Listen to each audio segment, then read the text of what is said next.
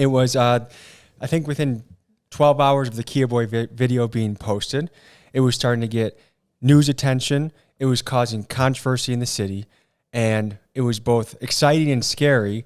And you messaged me, and I believe you said something along the lines of, you have a First Amendment right. If any police come and bother you, you let me know. Yeah, something like that.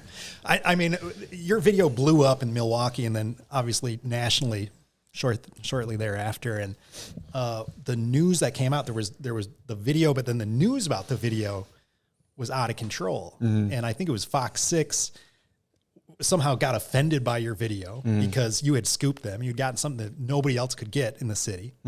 The Kia Boys in first person talking about why they were doing what they were doing, which was everybody was talking about reckless driving, but nobody thought, let's actually talk to the kids. And you did that. You pissed off Fox News. They went to the police and said, hey, isn't this guy filming the Kia Boys driving like this? Isn't he committing a crime? Were they trying to get me in trouble, you think? Well, I think that was my reading of the news. Yeah. And then the statement from the whatever bureaucrat cop was, oh yeah, we're looking into it. Yeah. Like, yeah, they made it sound like I was under investigation. And so you really prepared me because this is a world that I'd never tapped into. And sure enough, within a couple of days after the video was released, I had detectives visit my house, which one is scary because I'm close enough to the tough pockets of Milwaukee that just seeing that attention outside my house is really risky because if people even think that I'm a snitch, right? See you later.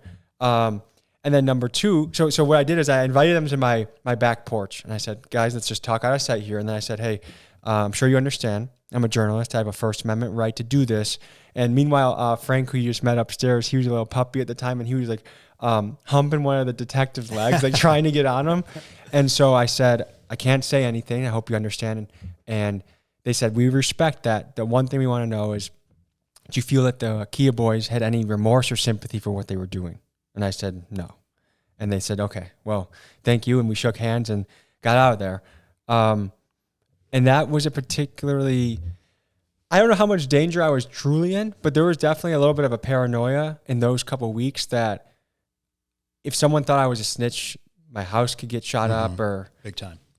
So but the bigger thing was, as a journalist, and I did a little research on this and just kind of dealing with what was presented in your facts, you had a journalistic privilege, which means you don't have to talk to anybody.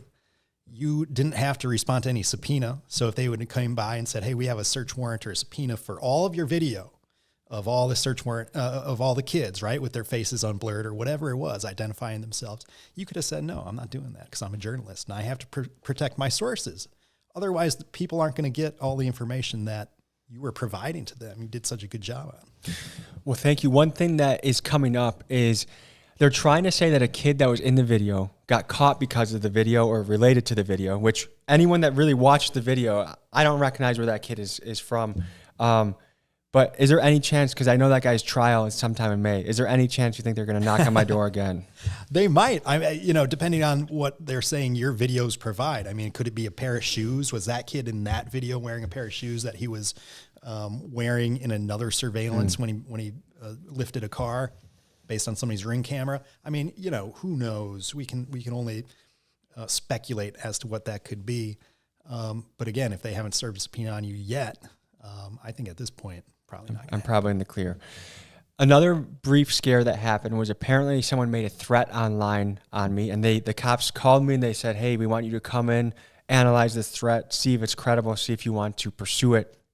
I read it, and the thing is, like, a bunch of, like, when guys in the hood start yapping, like 99% of the time it's just yapping like chihuahuas, but there's that one crazy guy that really, really means what he's saying online.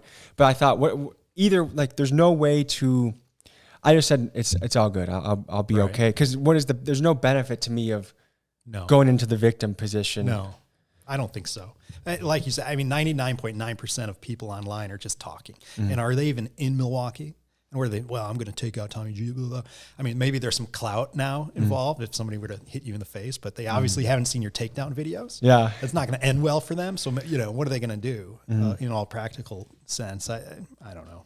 Is there any legal counsel you can offer based off some of the New York video where we drove through red lights or, if we watch someone do fentanyl on camera. Is there anything we should know going forward? Are we Well- doing okay?